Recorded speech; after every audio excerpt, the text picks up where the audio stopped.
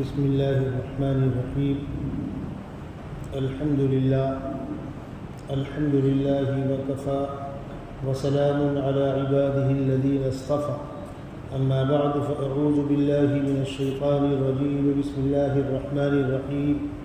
وقضى ربك ألا تعبدوا إلا إياه وبالوالدين إحسانا إما يبلغن عندك الكبر أحدهما أو كلاهما فلا تقل لهما أف ولا تنهرهما وقل لهما قولا كريما. صدق اللہ مولانا العلی العظیم. محترم بزرگوں، گزشتہ ملاقات میں اولاد کی ذمہ داریاں والدین پر، اولاد کی تربیت کیسے کرنی ہے، والدین کے ذمے کیا چیزیں ضروری ہیں، اس پر گفتگو کی گئی تھی. اب اگلا مسئلہ آتا ہے کہ جن والدین نے ہم کو پالا پوسا، کھلایا پلایا، خدمت کی، شادی بیاہ کر کے دی، مکان دیا، کاروبار دیا، جب ہماری جوانی ہوگی تو والدین کا بڑھاپا ہوگا. ہم جب کمزور تھے تو والدین نے ہماری خدمت کی، بے لوث خدمت کی. اب والدین کا بڑھاپا ہے، وہ کمزور ہو گئے ہیں، ان کو ہماری خدمت کی ضرورت ہے. تو اولاد کے اوپر والدین کے کیا حقوق ہیں، یہ ایک اہم چیز ہے. اور اسلام نے اس سلسلے میں جتنا زور دیا ہے، جتنی اہمیت دی ہے، دیگر کسی مذہب میں، کسی سسٹم میں، کسی تہذیب اور سماج میں وہ چیزیں نہیں ملتی. جو آیت میں نے آپ کے سامنے پڑھی، وَقَضَىٰ رَبُّكَ أَلَّا تَعْبُدُوا إِلَّا إِيَّاهُ، کہ تمہارے رب کا فیصلہ یہ ہے کہ عبادت صرف اللہ کی ہوگی. عبادت میں کسی اور کو شامل مت کرنا، کسی کو بڑا ماننا، کسی کا احترام کرنا، اس احترام میں اس کی عبادت اور پوجا شروع کر دی جائے، نہیں. اسلام اس سے منع کرتا ہے. عبادت صرف اللہ کی ہوگی. اور چونکہ اللہ کے حقوق کے ساتھ دین کی بنیادوں میں پیغمبر علیہ السلام اللہ کے نمائندے کے طور پر خود بخود ہر جگہ شامل ہے. عبادت اللہ کی ہوگی، اطاعت اللہ اور پیغمبر کی ہوگی، عبادت پیغمبر کی بھی نہیں ہوگی. پھر اللہ رسول کا حق ادا کر دینے کے بعد اب سب سے بڑا حق کس کا ہے اس روئے زمین پر؟ اللہ رسول کے حق کے بعد اب کس کا حق ہے؟ بالوالدین احسانا، والدین کے ساتھ بھلائی کا سلوک کرو. تھوڑا اور پیچھے لوٹیے، دوسرے موقع پر کہا وَوَصَّيْنَا الْإِنسَانَ بِوَالِدَيْهِ حُسْنًا وَإِنْ جَاهَدَاكَ عَلَىٰ أَن تُشْرِكَ بِي مَا لَيْسَ لَكَ بِهِ عِلْمٌ فَلَا تُطِعْهُمَا. والدین اگر دوسرے مذہب کے ہوں، مسلمان نہ ہو، کافر و مشرک ہوں، اور وہ تم کو اسی طور طریقے پر آنے کے لیے دباؤ ڈالیں، ان کی بات مت ماننا، اس لیے کہ اللہ کا حق والدین کے حق سے مقدم ہے. وَإِن جَاهَدَاكَ عَلَىٰ أَن تُشْرِكَ بِي، وہ تم پر دباؤ ڈالیں کہ تم میرے ساتھ شریک کرو کسی کو، فَلَا تُطِعْهُمَا، اس سلسلے میں ان کی بات مت ماننا. وہ والدین جو اولاد کو شرک پر چلنے کے لیے دباؤ ڈال رہے ہوں، مجبور کر رہے ہوں، ان والدین کے ساتھ سلوک کیا کرنا؟ بے تعلق ہو جانا ان سے، کھانا پینا بند، منہ دکھانا بند، دکھ درد میں شامل ہونا بند. نہیں، ان والدین کو چھوڑا نہیں جائے گا. جو والدین کافر و مشرک بھی ہوں، ان کو بھی چھوڑا نہیں جائے گا. ان کی خدمت، ان کی ضرورت، ان کی خوراک، ان کا کپڑا، ان کی دوا. وَصَاحِبْهُمَا فِي الدُّنْيَا مَعْرُوفًا، عبادت تو اللہ کی ہوگی، وہاں کوئی کمپرومائز نہیں ہے، لیکن دیگر معاملات میں، دنیاوی معاملات میں ان کے ساتھ بھلائی کا سلوک کرنا، بھلائی کا دامن ہاتھ سے مت چھوڑنا. جب کافر و مشرک والدین کے بارے میں یہ حکم ہے تو ایمان والے والدین ہو تو آپ خود طے کریں والدین کا مقام کتنا بلند ہے۔ سیدنا ابراہیم علیہ السلام نے جس سماج اور معاشرے میں آنکھ کھولی وہ تو آئندہ پیغمبر بننے والے ہیں۔ پیغمبر بچپن سے ہی ان تمام گندگیوں سے دور رہتے ہیں جو اللہ کو پسند نہیں۔ وہ بھی دور تھے، بیزار تھے، قوم شرک پرستی کا شکار تھی۔ اور آزر قرآن نے باپ کہا ہے، حقیقی باپ ہو، چاچا ہو، سرپرست ہو، تھا تو وہی ذمہ دار گھر کا۔ وہ خود اسی مشرکانہ نظام کا چودھری تھا۔ اب کہیں نہ کہیں باپ بیٹے میں نوک جھوک ہوتی تھی۔ اچھا ہوتا ایسا ہے کہ جب آدمی کسی کام میں سماج میں ذمہ دار شمار ہوتا ہے، چودھری شمار ہوتا ہے، تو اس کے لیے چھوڑنا آسان نہیں ہوتا، ورنہ چودراہٹ جائے گی۔ سمجھتا ہے کہ غلط کر رہا ہوں لیکن ہوتا آ رہا ہے، کرنا ہے ورنہ چودراہٹ جائے گی۔ ہمارے ساتھ میں حج میں ایک صاحب تھے الہ آباد ضلع کے، ماشاءاللہ نماز کی پابندی، حج کے اندر دعاؤں کا اہتمام، ساری خوبیاں ان کے اندر تھی۔ جب واپسی کا وقت آیا تو کہنے لگے کہ اب میں جاگوں تو تعزیہ بناؤں۔ ہم لوگوں نے کہا چاچا آپ سب بند کرو۔ نہیں مول صاحب، میں چودھری ہوں نا، میں اپنے سماج کا چودھری ہوں، میں کیسے بند کر سکتا ہوں؟ سمجھ میں سب آ رہا ہے لیکن چودراہٹ روک لو۔ آزر ابراہیم علیہ السلام سے گفتگو ہو رہی ہے اور آزر یہ کہہ رہا ہے ابراہیم میں میری قوم کا چودھری ہوں، اپنی قوم کو کیا منہ دکھاؤں گا؟ باپ بیٹے میں گفتگو ہو رہی ہے۔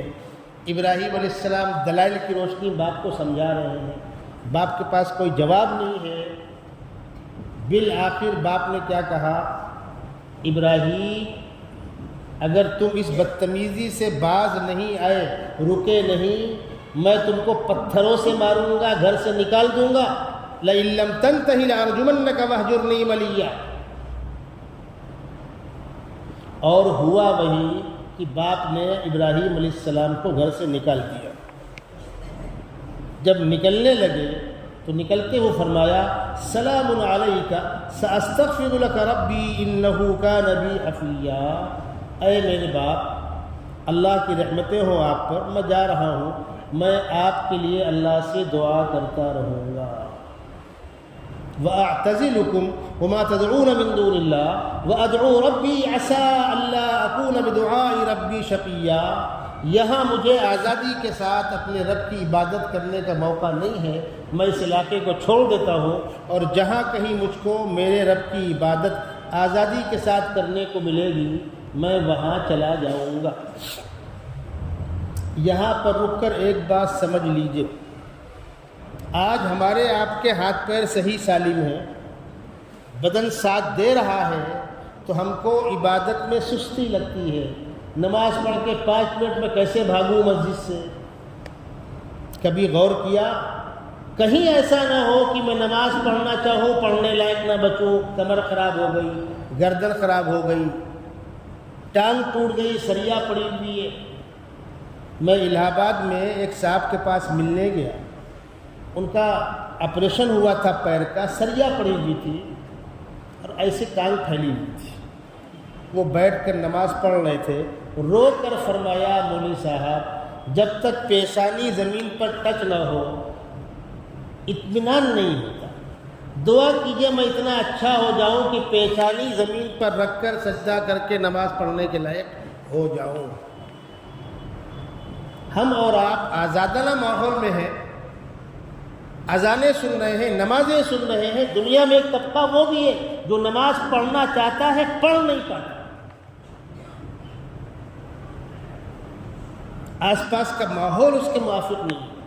ابراہیم علیہ السلام اپنے گھر میں رہتے ہوئے، اپنے محلے گاؤں میں رہتے ہوئے اللہ کی عبادت کرنا چاہ رہے ہیں، مخالفت کا سامنا ہے، تو فرما رہے ہیں اعتزلکم وما تدعون من دون اللہ وادعو ربی عسى الا اکون بدعاء ربی شقیا، میں کہیں نکل جاؤں گا اور آزادانہ طور پر اپنے رب کی عبادت کروں گا، اور بلاخر نکل گئے وہاں سے۔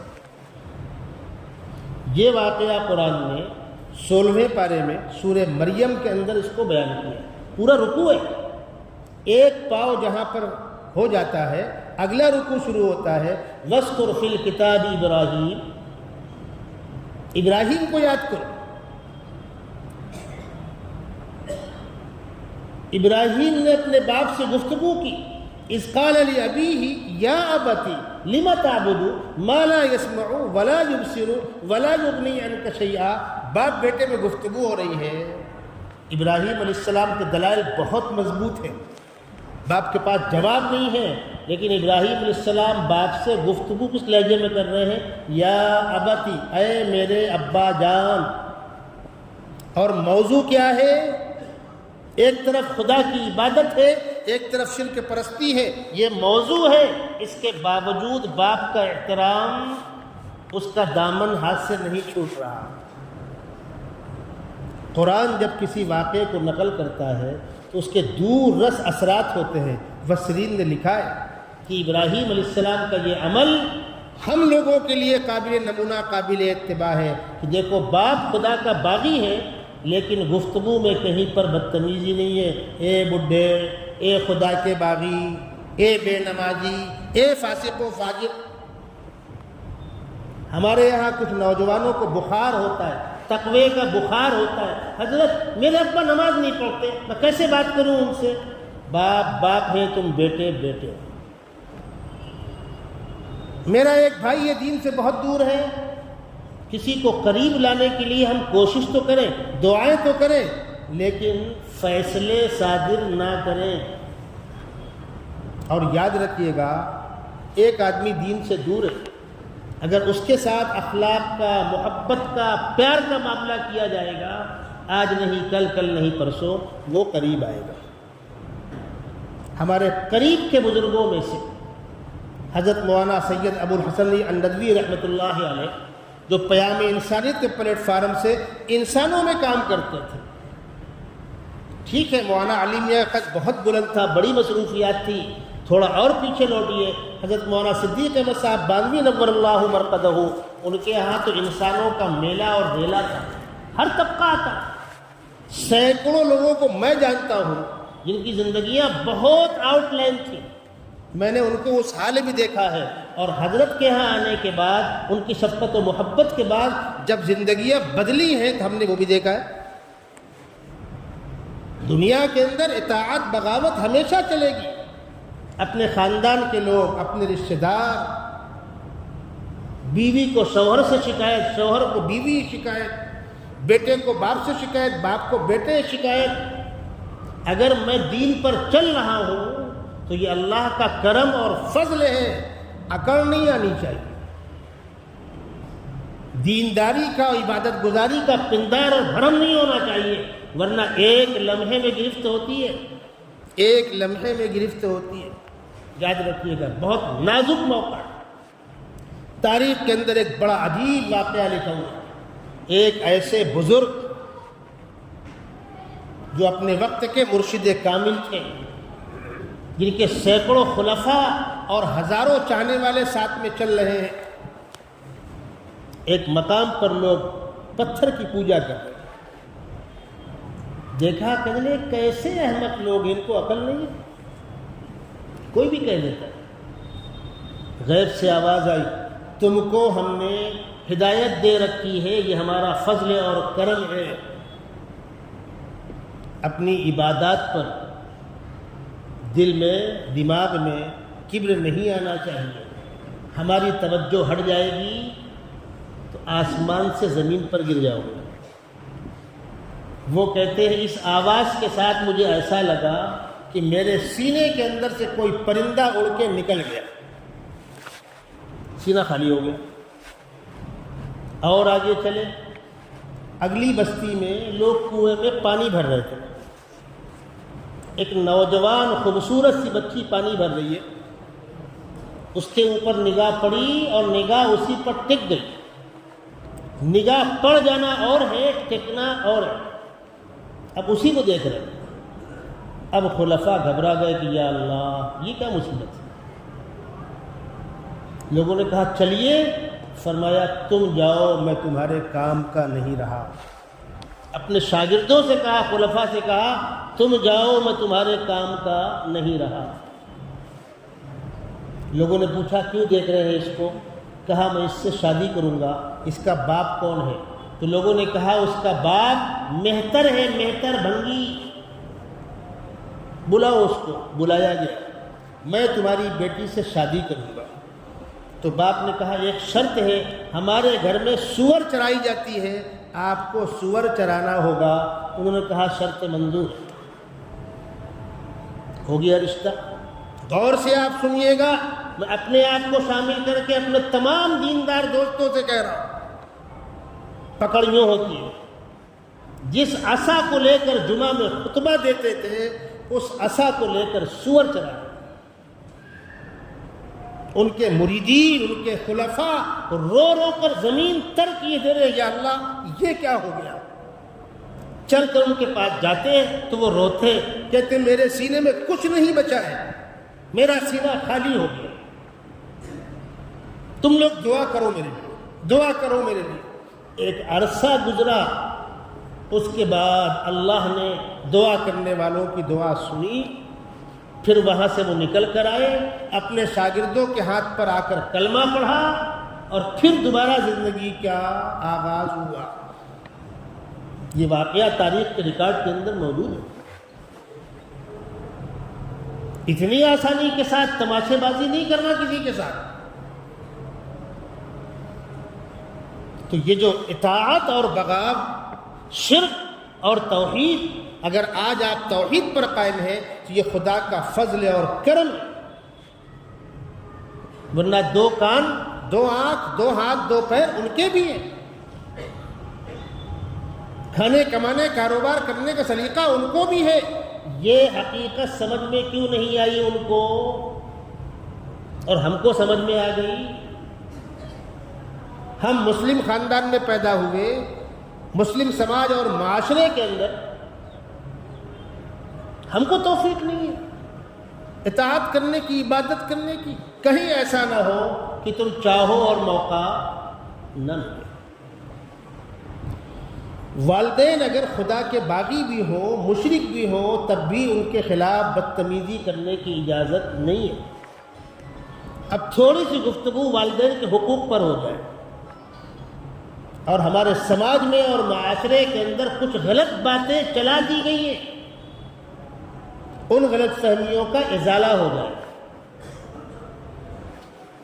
جب لڑکی اور لڑکے کا رشتہ ہوتا ہے، نکاح ہوتا ہے، تو لڑکی اور لڑکے آپس میں شوہر بیوی بنتے ہیں، اور ان دونوں کے والدین، لڑکے کے لیے لڑکی کے ماں باپ اپنے ماں باپ جیسے، اور لڑکے کے لیے لڑکی کے ماں باپ اپنے ماں باپ جیسے، یعنی داماد کے لیے سسر ساس ماں باپ جیسے، اور بہو کے لیے سسر ساس ماں باپ جیسے، شرعی محرم۔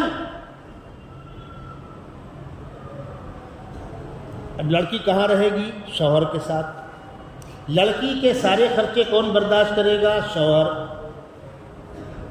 شوہر اپنے والدین کے ساتھ رہ رہا ہے، والدین نے بچپن میں اس کو پالا پوسا، خدمت کی، پڑھایا لکھایا، مکان دیا، کاروبار کرایا۔ آج والدین خدمت کے محتاج ہیں، اس بیٹے کی ذمہ داری ہے والدین کی خدمت کرنا۔ جس طرح گھر میں کھانا پکے گا تو شوہر کھانا کون پکا کر دے گا؟ اس کی بیوی۔ تو شوہر کے والدین کے کھانے کی ذمہ داری شوہر کے اوپر ہے، تو کیا شوہر پکانے آئے گا؟ وہ آپ بتا دیں۔ بازار سے الگ سے کھانا آئے گا؟ جو شوہر تمہارے سارے خرچے پورے کر رہا ہے، شوق و ارمان پورے کر رہا ہے، اس کے اوپر لاگو نہیں ہے۔ یہ مسئلہ نہیں سنا لوگوں نے؟ شوہر کے اوپر صرف سادہ کھانا اور سادے کپڑے اور زندگی کی موٹی موٹی ضرورتیں، بس اتنا ہی ہوتا ہے۔ شوہر اپنی خوشی میں آپ کو شامل نہیں کرتا، اپنی بیوی کو۔ مہنگے لباس نہیں دلاتا، شوق و ارمان نہیں پورے کرتا، بیماری میں علاج نہیں کراتا، وہاں نہیں مسئلہ پوچھتے کہ شوہر پر لاگو ہے کہ نہیں لاگو ہے۔ جب شوہر کے بوڑھے والدین کی خدمت آتی ہے تو سوالات شروع ہوتے ہیں، ان بڈھی بڈھوں کی خدمت ہم پر لازم ہے، تم پر لازم نہیں ہے، تمہارے شوہر پر لازم ہے۔ شوہر کام کاج چھوڑے گھر میں بیٹھے گا، اپنے ماں باپ کو پکا کر کھلائے گا بھی، کپڑے دھلے گا بھی، سر پیر دبائے گا بھی، اور تم کو 2 روٹی کپڑا دے گا، اس سے زائد تمہارا کوئی حق نہیں ہے۔ تیار ہو اس کے لیے؟ خاندان چلیں گے اس طرح؟ کہاں کے پاگل جمع ہو گئے مسئلہ بتلانے والے؟ مسئلہ پورا بتلاؤ۔ تو شوہر کا گھر جو ہے وہ بیوی کا گھر ہے۔ فقہا نے لکھا ہے اس گھر میں ایک محفوظ کمرہ جس میں آنے والی بہو کا سامان محفوظ رہ سکے، اور یہ شوہر بیوی بے تکلفی کے ساتھ اس میں رہ سکے۔ ہر خاندان کرتا ہے، غریب سے غریب آدمی کرتا ہے، کھولی کا انتظام کرتا ہے، بھاڑے کی کھولی لیتا ہے۔ یہ ہے اصل مسئلہ جس کا غلط ترجمہ کیا گیا ہے مکان۔ مکان نہیں، کمرہ۔ جب تم کمرے کا ترجمہ مکان سے کرو گی تو پھر مکان تو الگ ہوئے گا۔ بالکل ایسا نہیں ہے، مشترکہ مکان میں سے ایک کمرہ۔ ہاں گنجائش ہوتے ہیں ایسے حالات، بچے بڑے ہو گئے، ایڈجسٹ کیا جاتا ہے، یہ یہاں رہ رہا ہے، وہ وہاں رہ رہا ہے، وہ وہاں رہ رہا ہے، لیکن شوہر پر دباؤ ڈالنا، مجبور کرنا، طلاق کا مطالبہ کرنا، ہم خلا لے لیں گے، ہم فلاں کریں گے، ہم فلاں۔ عجیب عجیب واقعات ہیں، یہ تماشے بازیاں ہیں۔ لڑکے کے ذمے اس کے والدین کی خدمت واجب ہے، اور یہ مسئلہ بھی سن لیجئے، ماں باپ اپنے اولاد کے پیسے میں سے، سامان میں سے، کھانے پینے کی چیزوں میں سے ضرورت کے مطابق جو چاہے استعمال کریں۔ یہ مسئلہ ہے، ماں باپ کی ضرورتیں پوری کرنا بیٹے کی ذمہ داری ہے۔ اللہ کے نبی صلی اللہ علیہ وسلم کے پاس ایک نوجوان نے آ کر اپنے باپ کی شکایت کی۔ کیا شکایتیں ہوتی ہیں؟ باپ میرے کو بانٹ کے الگ نہیں کر رہا۔ ہمارے پاس فون آتے ہیں، حضرت باپ کی پراپرٹی ہے، بیٹے یا کیا؟ میں نے کچھ نہیں ہے، 0 جب مر جائے گا تب میراث ملے گی، زندگی میں باپ سے لڑ کر بٹوارے کا حق نہیں ہے بیٹے کو۔ پھر وہ یہاں نہیں آتے، یہ مفتی کام کا نہیں، جو ان کو بانٹ کے بتلا دے کیا کتنے بھائی کتنی بہن، اتنا اس کا اس کا اس کا۔ یہ میراث کا اصول کب لاگو ہوگا؟ مرنے کے بعد۔ ہاں وہ اپنی خوشی سے بانٹتا ہے تو مرضی، نیچے والوں کو لڑ کے مانگنے کا حق نہیں ہے۔ ایک گھر میں مجھ کو بلایا گیا، بیٹے صاحب باپ سے ہٹ کے بات کر رہے، باپ کہہ رہا ہے میں اس کو فون لگاتا ہوں صبح سے اٹھاتا نہیں ہے، تو بیٹے صاحب فرما رہے میرا اصول ہے میں ظہر سے پہلے فون دیکھتا نہیں ہوں۔ باپ کہہ رہا ہے بیٹا تب مجھ کو کبھی اٹیک آئے گا، تب کوئی کام ہوگا تب کم سے کم باپ کا فون تو لو۔ نہیں یہ میرا اصول ہے، میں ظہر سے پہلے فون دیکھتا ہی نہیں۔ بہت اچھی بات ہے۔ ایک کاغذ نکال کے ہم کو دیا گیا، اس میں خاندان کا پورا بٹوارا لکھا ہوا تھا، بانٹا ہوا کسی محترمہ نے۔ مجھ کو کاغذ دکھایا، میں نے کہا کس بیوقوف نے آپ سے کہا کہ آپ کا حق بنتا ہے؟ آپ تو 0 ہے باپ کے سامنے۔ جب مرے گا تب، زندگی میں کچھ نہیں۔ تم بالغ ہو گئے ہو، جاؤ اپنا کماؤ کھاؤ، اپنے رہنے سہنے کھانے پینے کا انتظام کرو، جب باپ دے گا تب لینا، زندگی میں کوئی حق نہیں ہے۔ اب تو ساری بلڈنگ گر گئی ان کی، ساری عمارت ڈھا گئی۔ کہا تو باپ کے سامنے ایٹ ہوئے تھے، اور نہیں وہ غلطی ہو گئی، ابا مجھے معاف کر دو، ابا جیسا آپ بولو گے ویسا۔ بدتمیز کہیں کے، اپنے آپ کو دیندار لگاتے ہو؟ تم دین کے نام پہ کلنک ہو جس نے اپنے باپ کو مقام کو نہیں پہچانا۔ یہ جواب ہے کہ میں صبح فون دیکھتا نہیں ہوں، زور کے بعد فون دیکھوں گا، یہ کوئی جواب ہے؟ حکم یہ ہے نماز پڑھ رہے ہو، بوڑھے والدین کراتے ہوئے آواز دے، یہ توڑ کے جاؤ، جی ابا جی اماں، یہ حکم ہے۔ کتنے گھر برباد ہو گئے اس پر، کہاں سے مسئلہ لائے یہ لوگ؟ ماں باپ ہیں۔ ایک نوجوان بچے نے، صحابی کا واقعہ ہے، نوجوان بیٹے نے اللہ کے نبی صلی اللہ علیہ وسلم کے پاس آ کر اپنے باپ کی شکایت کی. آپ صلی اللہ علیہ وسلم نے ایک نمائندے کو بھیجا, جاؤ ان کو بلا کر لاؤ. انہوں نے پوچھا نمائندے سے کیا ہوا؟ کہا تمہارا بیٹا وہاں بیٹھا ہے. سمجھ گئے بیٹے نے شکایت کی ہوگی. وہ راستے میں گنگنا رہے, عربی میں اشعار کہہ رہے ہیں, بیٹا تو پیدا ہوا, ہم نے خوشی منائی, گرمی میں تجھ کو پنکھا جھل کر سلایا, بھوکے رہ کر کھلایا, سردی کے موسم میں خود نہ اڑ کر تم کو اڑایا, بڑے ارمانوں سے پالا پوسا جوان کیا, شادی بیاہ کی اس دن کے لیے. کیا آج تم باپ کے سامنے کھڑے ہو رہے ہو ایٹ کر کے, اور اللہ کے نبی سے آ کر میری شکایت کر رہے ہو؟ یہ وہ اشعار میں گنگناتے ہوئے آ رہے ہیں. جب وہ پہنچے تو آقا صلی اللہ علیہ وسلم فرمایا گفتگو بعد میں کروں گا, جو تم گنگناتے آ رہے ہیں وہ پہلے سناؤ, وہ اشعار پہلے سناؤ. آپ کو اطلاع ہو گئی. انہوں نے وہ اشعار پڑھ کے سنانا شروع کیا. آقا صلی اللہ علیہ وسلم زار و قطار روتے رہے, سن کر کے زار و قطار روتے رہے.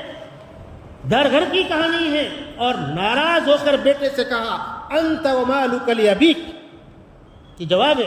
تم شکایت کرنے باپ کی آئے ہو, انت ومالک لابیک, تو اور تیرا مال تیرے باپ کا ہے.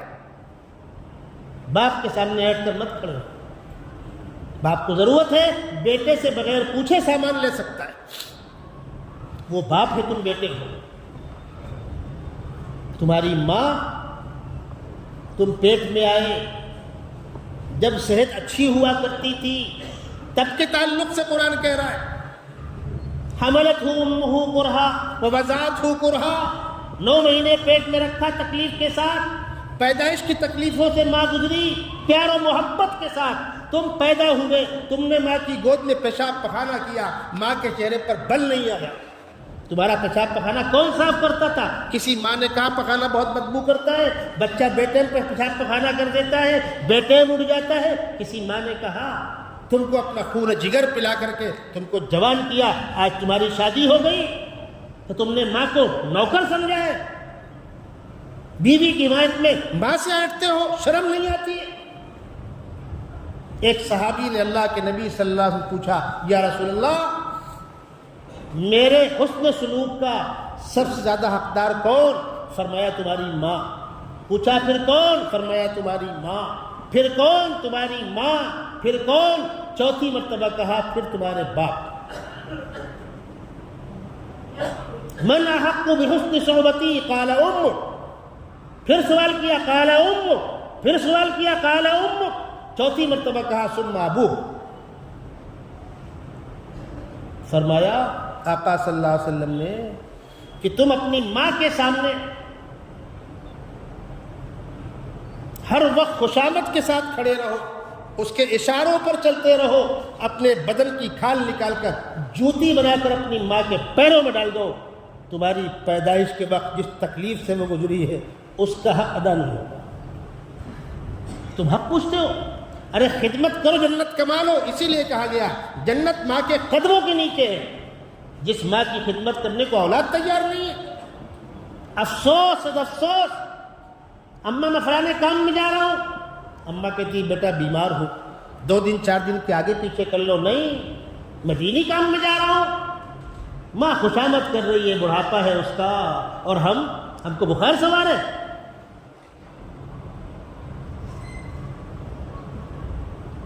ایک صاحب پہلا حج کر چکے تھے.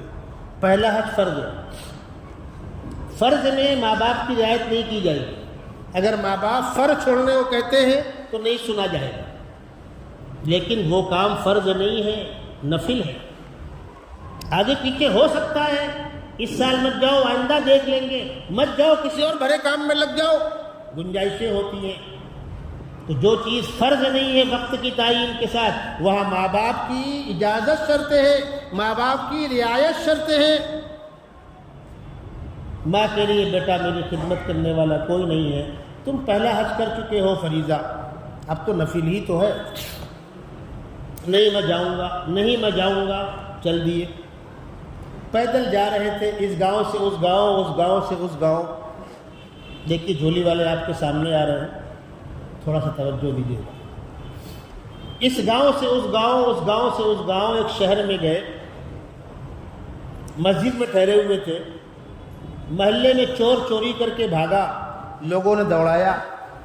چور بڑے اسپٹ ہوتے ہیں، اس دیوار سے کود کے اس دیوار، اس دیوار سے کود کے اس دیوار۔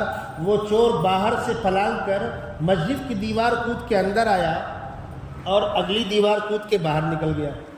لوگ بھاگتے وہ مسجد میں آئے، یہی مل گئے حضرت حاجی صاحب، پکڑ لیا ان کو، مارا پیٹا۔ اچھا، جب کسی کے اوپر چوری کا الزام لگ جائے سنتا کون ہے؟ پھر خالی مارتے۔ صبح ہو گئی، منہ کالا کر کے گدھے کی پیٹھ پر بیٹھال کر گھما رہے تھے اور کہہ رہے تھے کہو چوری کرنے کا انجام۔ تو اس نے کہا بھائی آپ لوگ مار چکے، اب میری بھی کچھ سن لو۔ یہ مت کہلواؤ کہ چوری کرنے کا انجام، میں چور نہیں ہوں، چور تو بھاگ گیا تھا، میں فلانے گاؤں کا رہنے والا ہوں، حج کرنے جا رہا ہوں، دیکھو میرے پاس یہ سامان ہے، وہاں کا احرام ہے، وغیرہ وغیرہ۔ مجھ سے یہ کہلواؤ بوڑھی ماں کی نافرمانی کا انجام۔ میں نے سنا تھا کہ بوڑھے والدین کی ہائے مت لو، ورنہ آخرت میں جو ہوگا وہ تو ہوگا ہی، دنیا کے اندر نظر آ جائے گا۔ حدیث شریف میں آتا ہے نیکی اور بدی کا فیصلہ آخرت میں ہوگا، لیکن کچھ نیکیاں ایسی ہیں جس کا فائدہ دنیا کے اندر نظر آنے لگتا ہے، جس کی فیوز و برکات دنیا میں نظر آنے لگتا ہے۔ وہ ہے صلہ رحمی، انسانی خدمت، جس کو ہم نے معمولی سمجھا ہے۔ جو آدمی اس کام میں لگتا ہے اللہ دنیا کے اندر بھی اس کا کچھ نہ کچھ حصہ دے دیتا ہے، ملے گا تو آخرت میں۔ ایسے ہی کچھ چیزیں ایسی ہیں کہ آخرت میں عذاب تو ہونے والا ہے، لیکن دنیا کے اندر بھی اس کا کچھ حصہ نظر آ جاتا ہے۔ ان برائیوں میں سے نمبر 1 پر ہے والدین کی نافرمانی۔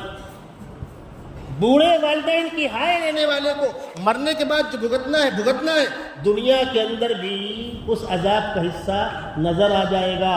حاجی صاحب نے فرمایا میں سنتا تھا، آج میں نے دیکھ لیا۔ تب لوگوں نے ان سے معذرت چاہی، پھر بجائے آگے بڑھنے کے واپس اپنی ماں کے قدموں پہ آ گرے، اماں مجھے معاف کر دو۔ میں اپنے تمام دینی بھائیوں بہنوں ساتھیوں سے کہتا ہوں، کسی بھی دینی تقاضے میں اگر وہ فرض نہیں ہے وقت کی تعین کے ساتھ، تو بوڑھے والدین کی رعایت کر کے ہی چلنا ہوگا، ورنہ اوپر کچھ نہیں ملنے والا۔ نیکی برباد، گناہ لازم۔ باپ آپ کا سرپرست ہے، آپ کی تمام ضرورتیں پوری کر رہا ہے،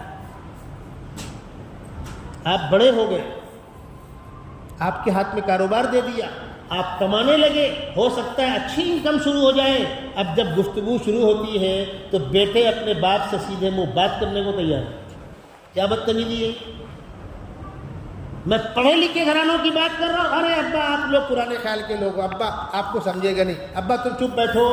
یہ عزت کے ساتھ باتیں ہو رہی ہیں، ورنہ بعض جگہ تو جوتم پیکار شروع ہو جاتی ہے۔ کیا مشکل ہے؟ ماں باپ کا یہ مقام، یہ ماں باپ کا مقام ہے۔ میں سفر میں تھا، ایک کتاب پڑھ رہا تھا، اوپر کی برتھ میں نکل گیا میں، چاؤ چاؤ ہو رہا، ہونے دو، پڑھتا رہا میں۔ 4-6 گھنٹے اوپر تھا تو نیچے ساتھیوں نے آواز دی، انکل کیسے آپ جوان آدمی ہو، 6 گھنٹے سے اوپر ہو، نیچے آؤ۔ میں اتر آیا۔ آپ کچھ پڑھ رہے ہیں؟ جی۔ کیا پڑھ رہے ہیں؟ تو میرے ہاتھ میں کتاب تھی حقوق والدین۔ میں نے بتایا ان کو بیٹا ہم یہ پڑھ رہے ہیں۔ انکل کیا لکھا ہے اس کے اندر؟ میں نے ان کو قرآن کی آیتیں پڑھ کر ترجمہ کر کے سنایا، ان کے آنکھوں سے موٹے موٹے آنسو بہ گئے۔ بولے انکل اتنی پیاری باتیں ہم لوگوں کو آپ کیوں نہیں بتلاتے؟ اسلام نے جو مقام بتلایا ہے ماں باپ کا، وہ دنیا کے کسی مذہب نے نہیں بتلایا، یاد رکھیے گا۔ بچوں کی دینی تعلیم و تربیت کرنا یہ ماں باپ کی ذمہ داری ہے، اور ماں باپ کی بڑھاپے میں خدمت کرنا یہ اولاد کی ذمہ داری ہے۔ قرآن کہتا ہے اما یبلغن عندک الکبر احدہما او کلاہما، تمہاری جوانی ہوگی، والدین کا بڑھاپا ہوا، دونوں مل گئے تو خوش قسمتی ہے، کوئی ایک تو ملے گا آگے پیچھے۔ فلا تقل لہما اف، ان کے سامنے اف تک مت کرنا، ولا تنہرہما، ان کو جھڑکنا مت، وَقُلْ لَهُمَا قَوْلًا كَرِيمًا، جتنا پیار و محبت سے ہو سکے ان سے بات کرنا. وَاخْفِضْ لَهُمَا جَنَاحَ الذُّلِّ مِنَ الرَّحْمَةِ، ان کے سامنے جھک کر کھڑے ہونا، چھوٹے بن کر کھڑے ہونا. باپ باپ ہے، بیٹا بیٹا ہے، اس کی جوتی تمہارے سر پر رہے گی، تمہارا قد بلند ہوگا. باپ سے سر بلند کر کے مت کرو. وَقُلْ رَبِّ ارْحَمْهُمَا كَمَا رَبَّيَانِي صَغِيرًا، اور اپنے بوڑھے والدین کی دعائیں کرو، پروردگار میں کمزور تھا، انہوں نے بے لوث میری خدمت کی ہے، جس طرح انہوں نے میرے ساتھ رحم اور کرم اور شفقت و محبت کا معاملہ کیا ہے، پروردگار میں خدمت تو کر رہا ہوں، بدلہ ادا نہیں کر سکتا. آپ اپنی شایہ نشان میرے بوڑھے والدین کو اپنے یہاں مقام دینا، ان کے اوپر رحم و کرم کا معاملہ فرمانا. حدیث شریف میں یہاں تک آتا ہے کہ والدین کے انتقال کے بعد ان کے ملنے والوں کے ساتھ اچھا سلوک کرو، ان کی روح کو تسکین پہنچے گی. سبحان اللہ، اتنی رعایت. اور اگر ہم نے اپنے بوڑھے والدین کے ساتھ اچھا سلوک نہیں، اس وقت کا انتظار کیجئے جب ہماری اولادیں ہمارے ساتھ اس سے برا سلوک کریں گی. تاریخ معاف نہیں کرے گی. ایک نوجوان بیٹے نے اپنے باپ کو سردی کے موسم میں دھکا مارے گھر سے باہر نکال دیا. چل بڈھے، ڈسٹرب کرتا ہے. بیچارہ جا کے باہر بیٹھ گیا، ٹھنڈی ہوائیں چل رہی تھی. کہا بیٹا وہ جو اندر کوٹھی میں پرانا کمبل پڑا ہوا ہے پھینکا ہوا، وہی مجھ کو دے دو. تو حضرت نے اپنے بیٹے سے کہا جا اندر سے کمبل لے کر دادا کو لا کے دے دے. وہ گیا لینے کے لیے، کچھ وقت لگ گیا. کیوں دیر ہوئی، کیا کر رہے تھے؟ بولے ابو قینچی نہیں مل رہی تھی. قینچی کا وہاں کیا کام؟ ابو میں نے اس کو 2 ٹکڑوں میں کر دیا ہے، آدھا دادا کو دیا ہے، آدھا کیا ہوگا؟ بولے وہ آپ کو لگے گا نا، جب میں آپ کو نکالوں گا تب آپ بھی تو کمبل مجھ سے مانگو گے. کہا دادا کو بلا کے لیا. دادا کو بلا کے لیا. یاد رکھیے گا، پوری دنیا سے میں کہہ رہا ہوں، جو اسلام نے تربیت کا نظام دیا ہے، جب ماں باپ بچوں کی اسلامی تربیت کریں گے اور بچوں کو ان کا حق دیں گے تو یہ بچے جوانی میں آدھی روٹی کھائیں گے لیکن والدین کو بھوکا نہیں سلائیں گے. اور تم نے اگر ترقی کے نام پر بچہ 2.5 سال کا ہوا، ایڈمیشن کیا ہوا؟ وہ فلانا اسکول بہت ترقی یافتہ ہے، بعد میں ایڈمیشن نہیں ملتا ہے. تیار کر کے صبح صبح ان کو وہ جو لباس پہنانے کو بولتے ہیں پہنا کر ایڈمیشن کی ڈونیشن فیس. آپ جا کے دیکھ لیں اسکولوں میں ڈونیشن ایڈمیشن کے وقت میں رات بھر لوگ لائن لگائے کھڑے ہوئے کاہے کے لیے؟ یہاں بچے کا ایڈمیشن مل جائے. دین و ایمان کی پرواہ نہیں ہے، ہو گیا ایڈمیشن. بچے نے پڑھ لیا، پڑھ لکھ کر اس ماحول میں، اس سماج میں وہ کیا لے کر آیا؟ بوڑھے والدین بوجھ ہے، وہ برداشت کرنے کو تیار نہیں. ابھی ہمارے ہندوستان میں شروع ہوا ہے، کم ہے، ترقی یافتہ ممالک کی بات کر رہا ہوں، یورپ و امریکہ وغیرہ کی.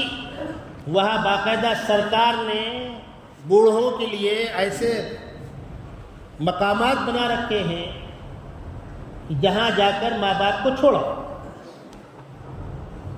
یہاں ان کو کھانا ملے گا، دوا ملے گی، اور جب تک نہیں مرتے اس وقت تک رہیں گے. بڑھاپے میں آدمی کی تمنا ہوتی ہے کہ میرا بیٹا نگاہوں کے سامنے ہو، میرے پوتی پوتے سامنے ہو. اپنی بوڑھی ماں کے پاس جاؤ تو کس طرح لپٹ کے پیار کرتی ہے، چومتی ہے، چاٹتی ہے. کیوں؟ محبتوں اور ارمانوں کا آپ مرکز ہے. اس بوڑھے ماں باپ کو گھر سے نکال کر جا کر وہاں چھوڑ کر آئے اولڈ ہوم میں. اور قانون یہ ہے کہ اگر بیٹے نے فون کر دیا ایجنسی کو تو پولیس آ کر باپ کو اٹھا کر لے جائے گی.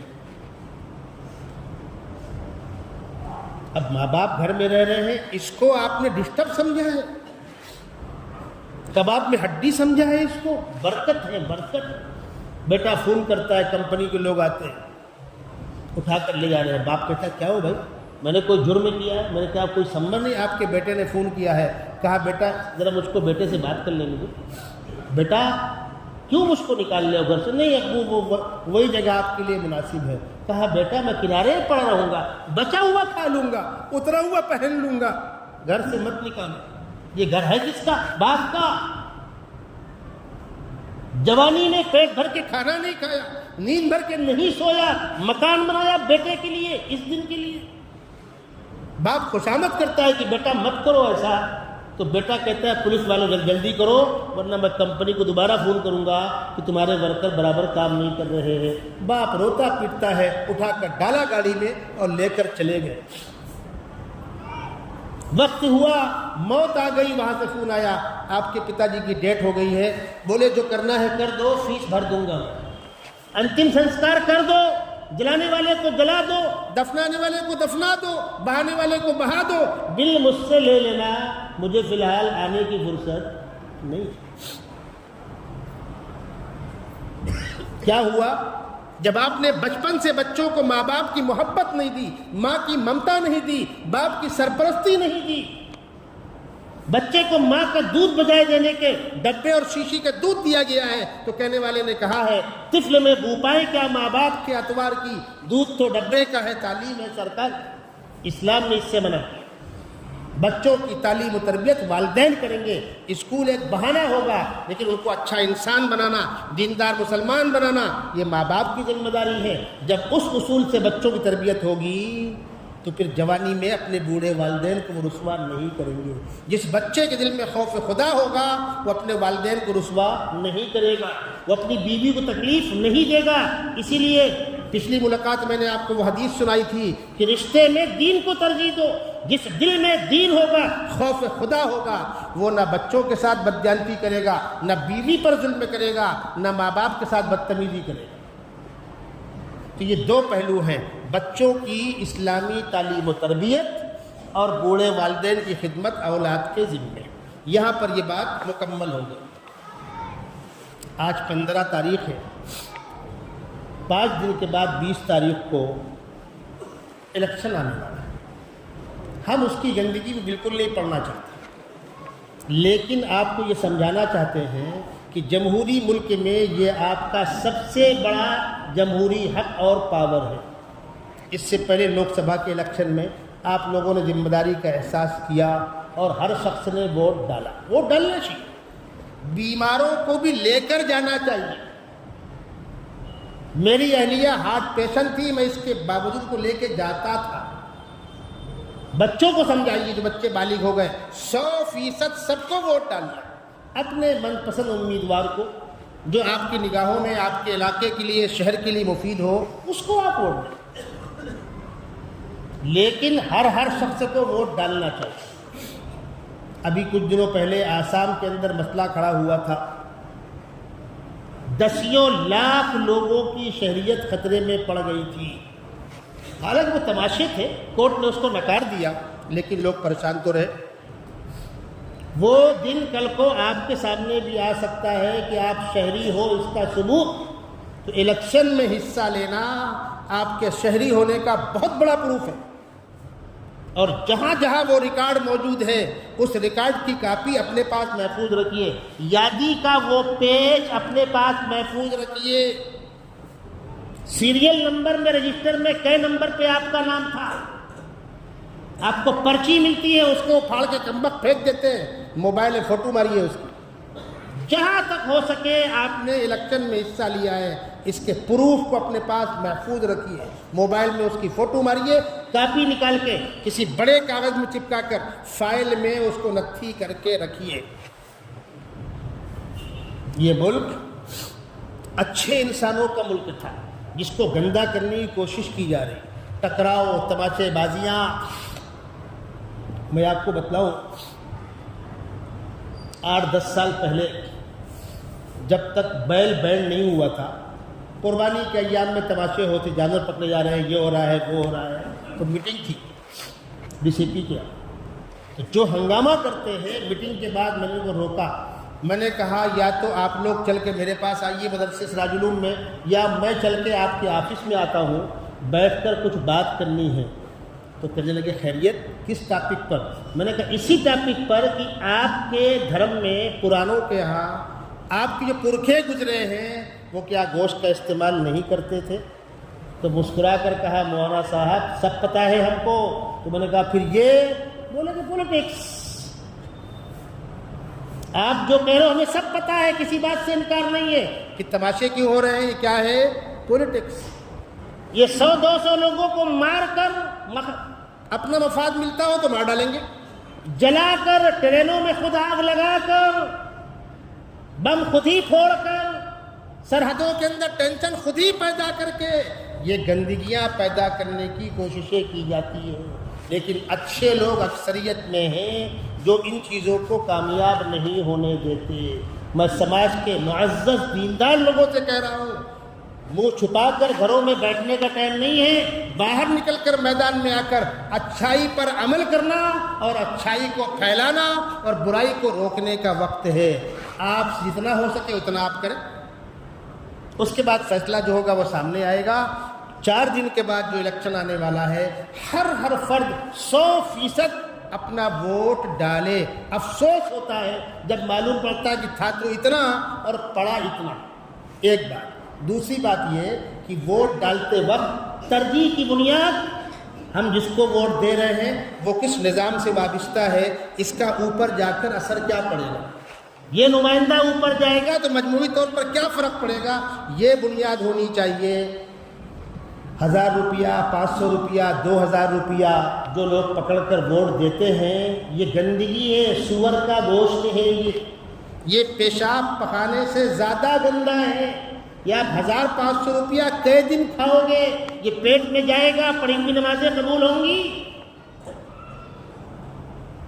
5 سال کے لیے آپ نمائندے کا انتخاب کر رہے ہیں، اچھائی برائی کا امتیاز کیے بغیر 1000-2000 روپے پکڑ کر کے آپ نے کہیں بھی گندگی کے اندر منہ مار دیا۔ بالکل ایسا نہیں ہونا چاہیے، بالکل ایسا نہیں ہونا چاہیے۔ ایک نظریے کے تحت، ایک فکر کے تحت، ایک ضابطے کے تحت، ایک اصول کے تحت ہم کو فلانے کو ووٹ دینا ہے، وہ ہماری مرضی۔ میں آپ کو بتلاؤں، میڈیا والے گھومتے رہتے، 50 فون مجھے آئے، ہم سروے کر صاحب آپ اگلا سی ایم کس کو دیکھنا چاہتے ہیں؟ میں نے کہا مفتی حذیفہ قاسمی کو، نام لکھ لو میرا، بھیونڈی میں رہتا ہوں، مجھ کو سی ایم بننا ہے۔ چپ، آپ کس کو ووٹ دینا چاہیں گے؟ میں نے کہا یہ پوچھنے کا آپ کو اختیار ہے، پہلے آپ بتا دو مجھے، یہ پوچھنے کا آپ کو اختیار ہے میں کس کو ووٹ دوں گا؟ میری مرضی۔ کس کو پسند کرتے ہیں؟ اچھوں کو پسند کرتے ہیں۔ کس کو ناپسند کرتے ہیں؟ بروں کو ناپسند کرتے ہیں۔ ایک آپ کا نام بتلا دیجئے۔ میں نے کہا آپ کو پوچھنے کا حق ہے، آپ بتائیں پہلے، میری مرضی، یہ آپ کا ذاتی اختیار ہے۔ آپ جس وقت ٹھپا مار رہے ہیں یا بٹن دبا رہے ہیں، کسی دوسرے کو دیکھنے کا حق نہیں ہے کہ آپ کس کو ووٹ دے رہے ہیں۔ اپنی ضمیر کی آواز پر آپ ووٹ دے رہے ہیں، یہ مزاج ہونا چاہیے۔ اچھے لوگ غالب ہوں گے تو برے لوگ بیک فٹ میں چلے جائیں گے، اور اچھے لوگ منہ چھپا کر بیٹھ جائیں گے تو ننگوں کا راج ہو جائے گا۔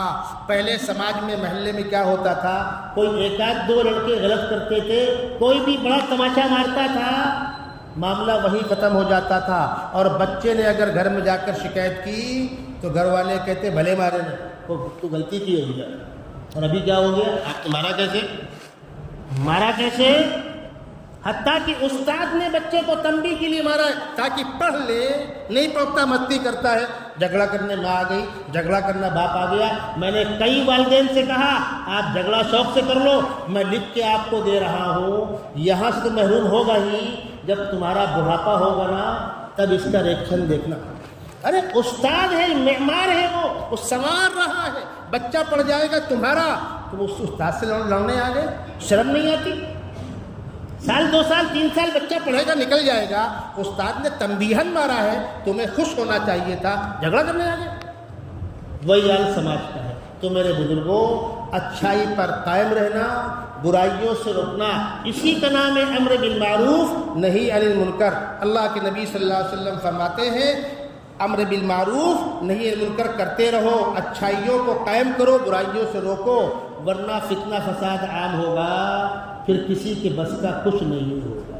تو آئندہ آنے والی 20 تاریخ کو ہم میں سے ہر شخص اپنے اپنی فیملی میں، اپنے اپنے محلے میں 100% ووٹ پول کرنے کی کوشش کریں۔ آپ کا جو پسندیدہ نمائندہ ہو، جس کو آپ علاقے کے لیے، شہر کے لیے اچھا سمجھتے ہو، وہ آپ کا اختیار ہے، اس کی نشاندہی کرنے کا ہمیں حق بھی نہیں ہے اور ہم ممبر سے اس چیز کو نہیں چھیڑنا چاہتے. چلتے پھرتے دوستوں احباب میں تذکرہ کرنے کا ہر شخص کو اختیار ہے، وہ الگ بات ہے، لیکن مسجد کے ممبر محراب کو اس کام میں استعمال کرنا ہمارے بڑے اس کو پسند نہیں کرتے. اللہ تبارک و تعالی آنے والے 20 تاریخ کے اس الیکشن میں اچھے لوگوں کو چنا کر بھیجے، صوبے کے اندر، ملک کے اندر اچھے لوگوں کے ہاتھ میں نظام قائم ہو، ملک میں امن اور عافیت ہو. وآخر دعوانا ان الحمد للہ رب العالمین.